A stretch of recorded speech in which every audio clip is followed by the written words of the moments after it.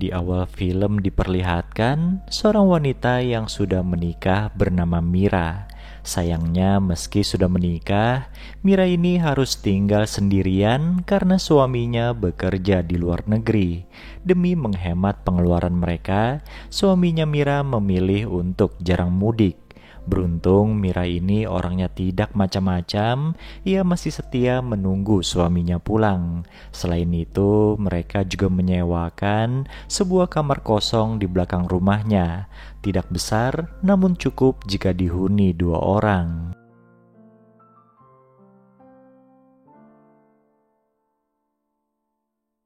Mira memang wanita yang polos. Ia jarang berdandan karena tempat yang ia kunjungi hanya itu-itu saja. Selama ini Mira hanya pergi ke 3 tempat, yaitu pasar, gereja, dan rumahnya sendiri. Suatu ketika saat Mira berada di pasar, ia melihat ada keributan di mana salah satu pedagang dihabisi oleh sesama pedagang lainnya. Entah apa masalahnya, tapi sejak kejadian itu Mira jadi trauma.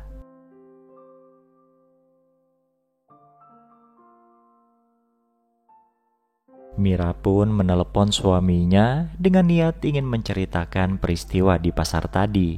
Namun akhirnya Mira mengurungkan niatnya itu karena tidak ingin membebani pikiran suaminya. Masalah Mira tidak sampai di situ saja. Ketika ia berada di gereja, dompetnya dirampas orang tidak dikenal. Mira berusaha mengejar dan beruntung ia dibantu oleh sepasang suami istri yang kebetulan berada di sana.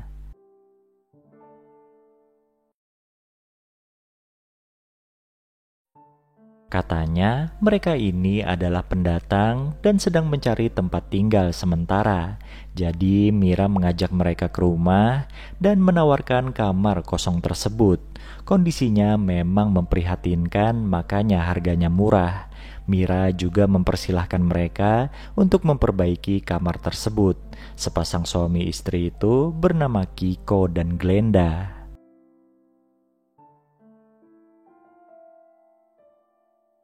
Pada akhirnya Mira jadi punya teman, tapi ia juga merasa iri karena hampir setiap malam Kiko dan Glenda ini bermesraan dengan jendela terbuka. Alhasil Mira bisa melihat perbuatan mereka dengan jelas. Sebagai penyewa kamar yang baik, Kiko dan Glenda sering membagikan makanan untuk Mira. Tapi makin kesini Glenda jadi resah karena melihat keakraban suaminya dengan Mira.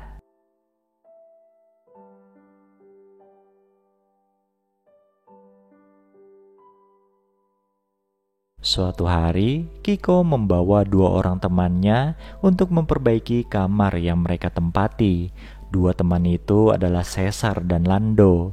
Mereka diperkenalkan pada Mira supaya wanita itu tahu kalau akan ada perbaikan di sana.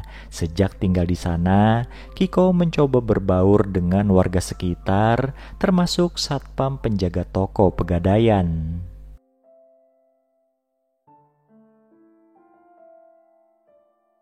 Dalam perjalanan pulang, Kiko melihat Mira akan pergi keluar rumah. Kalau dilihat-lihat, Mira ini makin cantik saja. Apakah wanita ini sudah mulai berdandan? Bahkan ketika pulang pun Mira makin cantik dengan rambut barunya. Malamnya Kiko bertengkar dengan Glenda gara-gara sang istri cemburu melihat Kiko dan Mira mengobrol. Ujung-ujungnya pertengkaran mereka itu ditutup dengan bermesraan.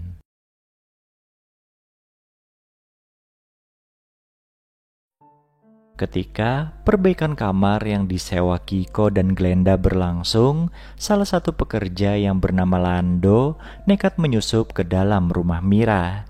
Kebetulan yang punya rumah lagi mandi. Lando pun diam-diam mengamati Mira sambil senam 5 jari. Kiko melihat aksinya dan langsung menghajar Lando. Katanya itu tindakan tidak sopan.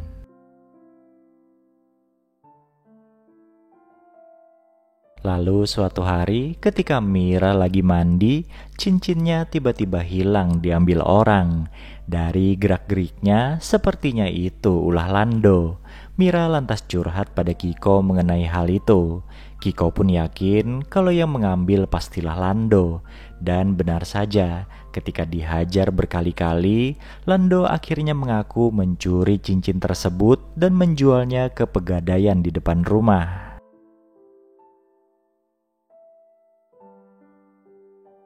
Keesokan harinya, Glenda membawa minuman beralkohol ke rumah Mira. Ia mengajak Mira minum-minum sampai tidak sadarkan diri. Entah apa yang direncanakan wanita itu. Setelah itu, Glenda pun pulang, dan di sana Kiko, Lando, dan Cesar ternyata sudah membuat lubang besar di dalam kamar. Ternyata mereka ini tidak benar-benar memperbaiki kamar tersebut. Mereka punya rencana jahat. Lubang itu terhubung ke terowongan bawah tanah dan tembus ke toko pegadaian yang ada di depan.